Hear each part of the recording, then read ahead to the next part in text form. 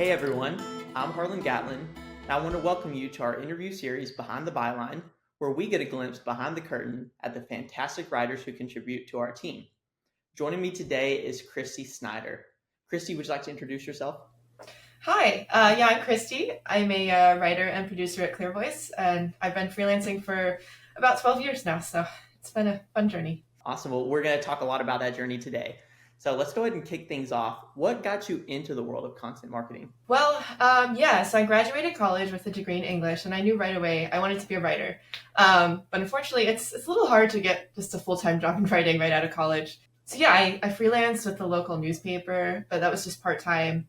So I needed something else to supplement my income, so I started looking online, and I found online writing jobs. It was really cool. Unfortunately, the first jobs I found were content mills. They paid very little. It was a lot of hard work.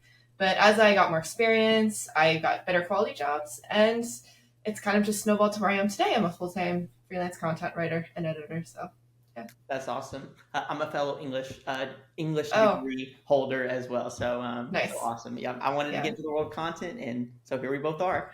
Yeah.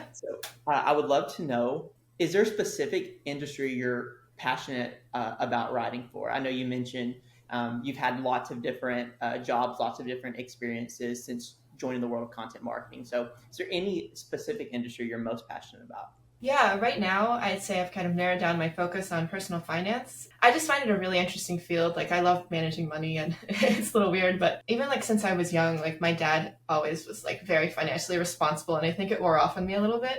So today I just find it really, I don't know, it's just really nice to help other people find ways to manage their money, to provide financial education to people through my words. It's really actually, it's just nice to help people in that way. So 100%. Financial literacy, I think, is a topic that everyone wants to know more about and everyone wants to grow in, and there's no stop to the education there. And with financial literacy, you constantly kind of have to stay up to date with what's going on.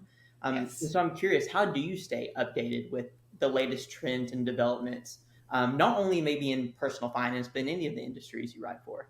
I use like the Google Newsfeed as a news source for a lot of my things, just because they have a lot of different information. You know, it's an aggregator, so there's a lot of news articles. But specifically for personal finance, I like listening to podcasts. Like two of my favorites are the Motley Fool podcast and the Journal, which is kind of more business related, but it keeps me up to date on like big happenings and just kind of trends and the way things are looking.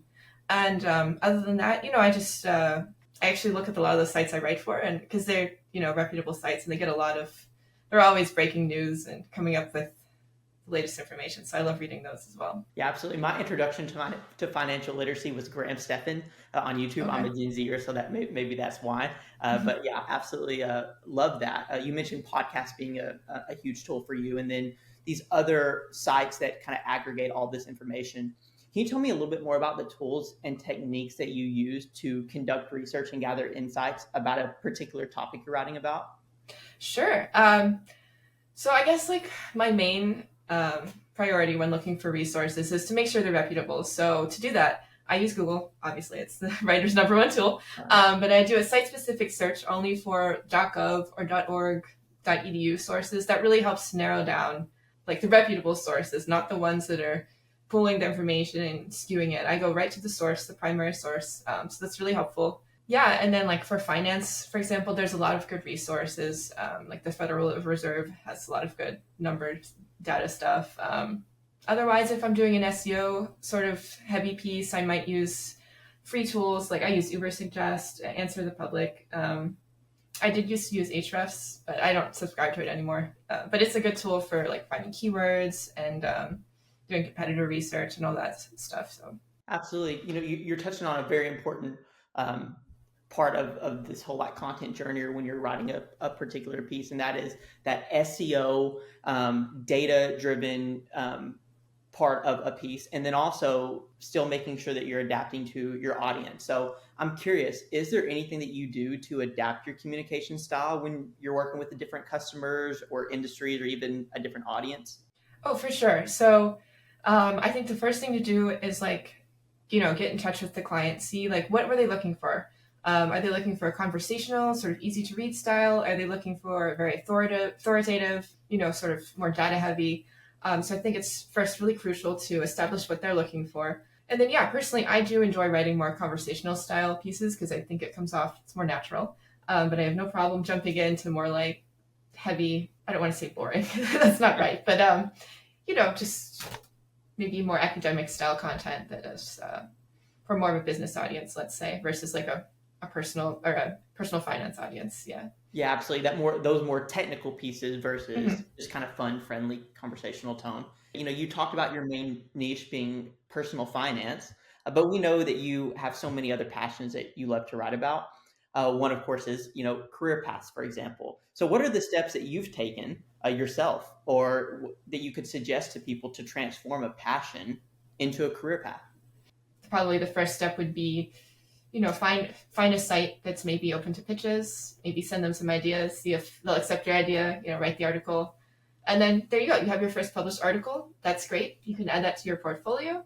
Once you have a few articles built up, you can start pitching to maybe higher profile sites, higher profile clients. And it just, you just have to work on building up your portfolio, looking for opportunities, and just networking is really important too. I find LinkedIn to be a really good tool for finding work as well. Absolutely. You mentioned your Mhm. portfolio there and your LinkedIn. How important is it to constantly or do you constantly update those with new clients that you've worked with or new work that you've done? What does that process look like for you? Yeah, I don't update these things as often as I should. I'm a little bit behind, but yes, ideally I would probably post like every time I work with a new client. I think that's really a good tool just to show my followers like, hey, I'm working with this client now.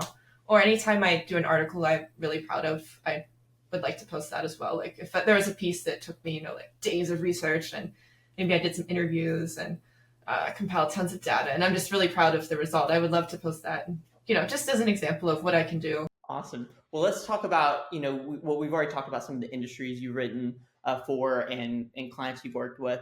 But maybe let's talk about your personal blog, Diluted Rambling. Oh What gosh. got you Yeah. started there? What's that about? And any awards you've won? Yeah, so I started that blog, oh my gosh, a really long time ago now. It was just a fun little project. I wrote about all kinds of stuff, like there's travel posts, there's just random listicles I decided to come up with one day. I haven't touched it in a few years, to be honest. But I will say that I did win an award for being the best health and beauty blogger, I think, in 2022.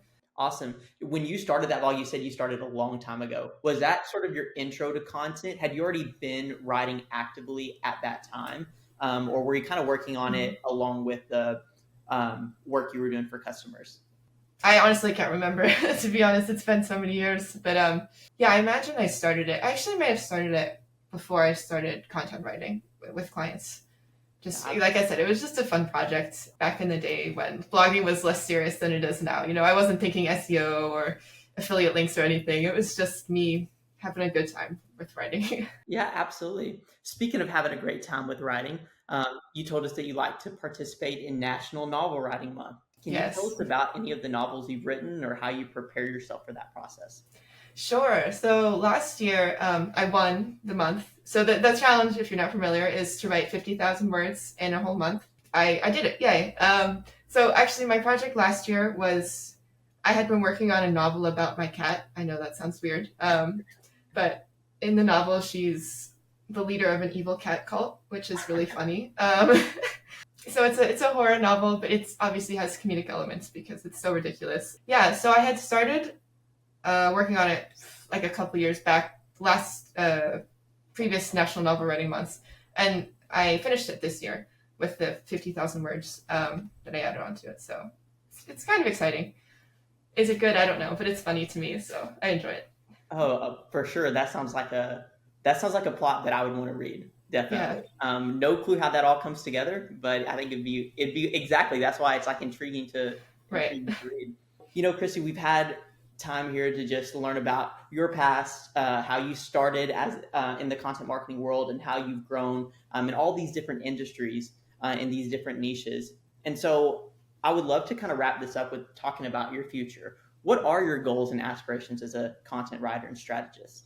Yeah, so it's a bit of a tricky question because I worry about the future as a content writer a little bit, just because of the changes AI is bringing to the industry. I guess basically, I'm not sure if in like 5 years I'll still be able to do what I'm doing now, which is fine with me because the life changes. We must roll with the changes. So I guess one of my goals would be to maybe get more into SEO analyzing, or a data analyzing position, just because, well, I find that stuff very interesting.